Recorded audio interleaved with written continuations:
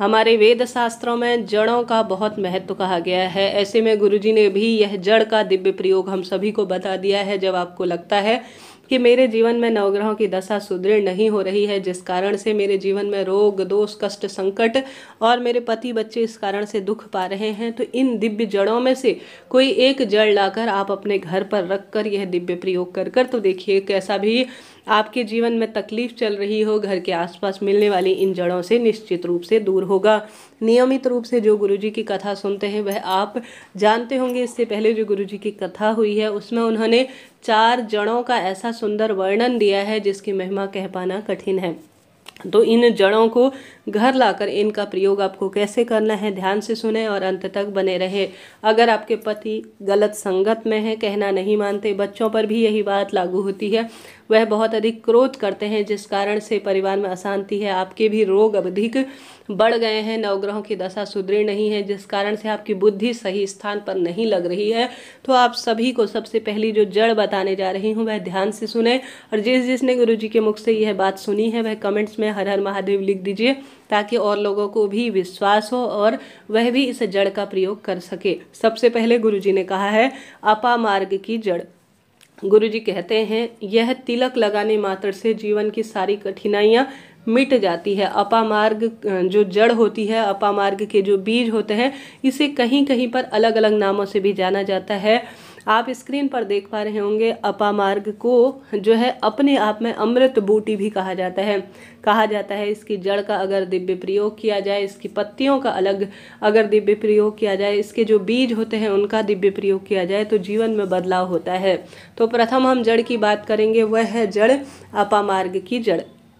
इसे कहीं कहीं पर चिरचिटा भी कहा जाता है और यह जो पौधा है यह बुध ग्रह का भी प्रतीक माना जाता है। शास्त्रों में इसे बुध ग्रह का कारक भी माना जाता है और बुद्धि अगर प्रखर है तो सब कार्य अपने आप ही बन जाते हैं। आप सब जानते होंगे, बुद्धि अच्छी दिशा पर है तो व्यक्ति के लिए रोजगार के राह खुलते हैं, बोलने की कला विकसित होती है। और कहीं ना कहीं अगर आप बुध ग्रह से संबंधित रत्न को नहीं पहन पा रहे हैं तो आप इसकी जड़ को अगर धारण कर लेते हैं या तिलक स्वरूप में इसे अपने मस्तक पर लगाना शुरू कर देते हैं तो कैसी भी दुविधा, कैसी भी परेशानी आपके जीवन में चल रही हो, उन पीड़ाओं का निदान हो जाता है। अपामार्ग की जड़ का प्रयोग कैसे किया जाता है? सुखाकर जो बीज होते हैं, स्क्रीन पर आप देख पा रहे हैं, इसके जो बीज होते हैं इन्हें आप सभी को सुखा लेना है अच्छी तरह से। अपने आसपास ही आप चिरचिटा, जिसे अपामार्ग कहा जाता है, इसका बीज आपको प्राप्त हो जाएगा। इसे सुखाकर आप सभी को इसके बीज को किसी भी चीज़ में पीस लेना है ताकि इसका चंदन सा बन जाए, अर्थात एक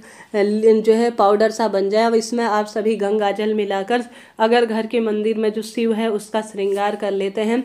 श्रृंगार करने के बाद आप सभी को जो है अपामार्ग का जो पाउडर है इस पर आपने जो शिवलिंग पर इसे अपनी मनोकामना कहकर श्री शिवाय नमस्तुभ्यम कहते हुए शिवलिंग पर समर्पित किया है और थोड़ा सा उसका भाग लेकर गुरुजी कहते हैं रोज अपने मस्तक पर लगाना शुरू कर देते हैं तो रोग कष्ट संकट पीड़ा तो मिट ही जाती है, साथ ही हर एक कार्य स्वयं ही बन जाते हैं। तो आज ही अपने आसपास मिलने वाले अपामार्ग को आप लेकर घर आए और इसके बीजों को सुखाकर चंदन बनाकर शिव का श्रृंगार करें, भाग्य की रेखाएं प्रबल हो जाएंगी। तो यह कार्य आपको प्रथम में करना है। कई भक्तजन जो है ज्योतिष और जो है कई तरह के प्रमाणों के आधार पर इसे अपनी जो जड़ होती है इसके जो है कई लोग चांदी के जो ताबीज होती है उसमें भरकर या किसी लाल या सफ़ेद या हरे रंग के धागे में अपने हाथ या गले में भी अपने बच्चों को पहनाते हैं। यह भी काफ़ी लाभदायक माना जाता है। साथ के साथ अगर जो भक्तजन आवश्यक रूप से इसकी दातुन करते हैं तो दांतों से संबंधित भी सभी रोग मिट जाते हैं, ऐसा आयुर्वेद शास्त्र में भी वर्णन है। इसके बीज, इसकी पत्तियां अपने आप में अपामार्ग की जो चीज़ें होती है ना, और जो वस्तुएं होती हैं, ज्योतिष में भी वर्णित है और साथ ही अन्य शास्त्रों में, वनस्पति शास्त्र इत्यादि में भी इनका वर्णन मिलता है। इनके चमत्कारी लाभ देखे गए हैं। तो मैंने बात बता दी आपको प्रथम जड़ की, जो कि अपामार्ग का जड़ का कार्य है, बीज का कार्य है जो आपको करना है। दूसरा गुरुजी कहते हैं आंकड़े की जड़। आप जानते होंगे आंकड़ा महादेव को बहुत अधिक प्रिय है। इसे अलग अलग भाषाओं में कई लोग श्वेतार्क कहते हैं, कई भक्तजन यह साक्षात गणेश जी का जो है द्योतक माना गया है। तो इसे अष्टविनायक गणेश जी का नाम लेकर किसी भी शुभ तिथि में आपको इसे जड़ जो है घर लेकर आनी है।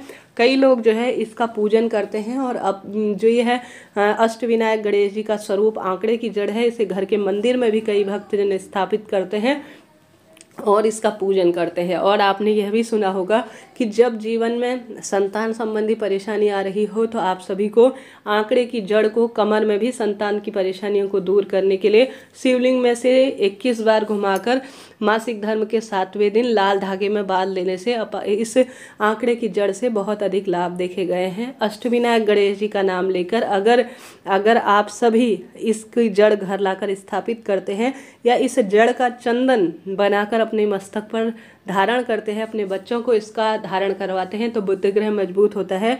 साथ ही श्री गणेश जी की कृपा होती है और महादेव आंकड़े की जड़ का चंदन प्राप्त कर कर बहुत प्रसन्न होते हैं और उसी आंकड़े की जड़ का जो चंदन आपने बनाया है उससे शिव का श्रृंगार कर कर अपने मस्तक पर धारण कर लेते हैं। तो जीवन में कैसी भी परेशानी चल रही हो, अष्टविनायक गणेश जी की कृपा से और यह आंकड़े के जड़ के प्रभाव से अपने आप में सुंदर स्वरूप में बदलाव आता है। आंकड़े की जड़ तो अपने आप में एक तरह से चमत्कार कही गई है। आंकड़े की जड़ को घिसकर चंदन बनाने से जीवन में सब कार्य मिल जाते हैं। और बच्चे पति अगर गलत राह भटक गए हैं, पैसा लेकर कोई चला गया है या किसी न किसी स्वरूप में आपके कहना नहीं मानते, तो आज ही आप सभी आंकड़े की जड़ लाकर यह दिव्य प्रयोग कीजिएगा, हर कार्य आपका बनना शुरू हो जाएगा। तो यह 2 कार्य आपने 2 जड़ के बारे में बता दिए, तो इन दोनों में से कोई एक मिल जाए तो उसका कार्य करें। तीसरा जो है वह है बेलपत्र की जड़। गुरुजी कहते हैं बेलपत्र की जड़, बेलपत्र की मिट्टी को मस्तक पर धारण करना, बेलपत्र की जड़ को शरीर में चांदी के जो है ताबीज में धारण करना या सफ़ेद कपड़े में धारण करना, या बेलपत्र की जड़ का जो चंदन है उससे शिव का श्रृंगार करना, और उसी जो है जड़ जो चंदन बनाया है उससे आप सभी अगर मस्तक पर बेलपत्र की जड़ का तिलक लगा लेते हैं, घिसकर चंदन बनाकर शिव का श्रृंगार करने के बाद, तो इससे आपके रोग दोष कष्ट सब मिट जाते हैं। और बेलपत्र की जड़ तो चंद्र ग्रह से संबंध रखता है जो कि रोग दोष को कष्ट को मिटाने वाला होता है। साथ ही गुरुजी ने बहुत पहले कथा में, क्योंकि मैं तो कई वर्षों से यह वीडियोस बना रही हूँ और साथ के साथ नियमित रूप से गुरुजी की कथा का भी श्रवण करने का प्रयत्न कर रहे हैं, तो चीज़ें याद हो चुकी हैं कि गुरुजी ने पिछली कथाओं में कहा था कि बेलपत्र की जड़ को अगर आप धोकर गंगा जल से साफ सुथरा कर कर चंदन बनाकर शिव का श्रृंगार कर कर थोड़ा सा शिवलिंग में से उठाकर अपने रोग का भान करते हुए ग्रहण कर लेते हैं, तो बेलपत्र की जड़ का जो गोली है जो शिवलिंग पर स्पर्श की हुई है, समर्पित की हुई है, उसे ग्रहण कर लेने मात्र से आपके रोग मिट जाते हैं। तो बेलपत्र महिमा तो जितनी कही जाए उतना कम है। तो आज की ही शुभ तिथि में आपको बेलपत्र वृक्ष का श्रृंगार करना है, बेलपत्र वृक्ष में दूध चढ़ाना है, जल चढ़ाना है, दीपक लगाना है, विधि विधान से पूजन करना है।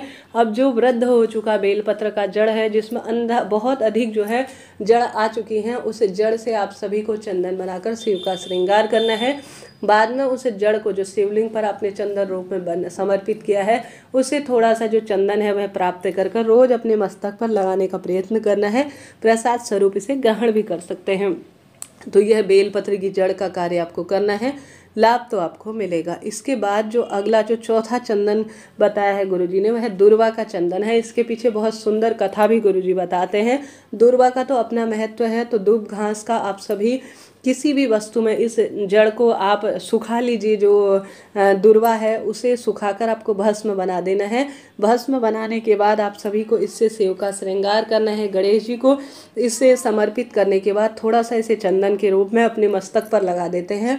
तो जीवन में कैसी भी परेशानी चल रही हो, दुर्वा का जो भस्म है जो आपने चंदन स्वरूप बनाया है उसका शिव का श्रृंगार कर कर अपने मस्तक पर लगाने से बुद्धि प्रखर होती है और रोग दोष कष्ट संकट पीड़ा अपने आप ही मिट जाती है। तो आप सभी को इन 4 तरह के दिव्य प्रयोगों को, 4 तरह के सुंदर प्रयोग हैं, 4 मैंने जड़ों का आपको वर्णन किया, इनका दिव्य प्रयोग, इनका दिव्य तिलक, इनका दिव्य से श्रृंगार आपको करने का प्रयत्न करना है। कैसी भी तकलीफ चल रही हो, कैसा भी संकट चल रहा हो, निश्चित रूप से उन पीड़ा और शंकाओं का निदान होगा और परिवार में बरकत बनी रहेगी।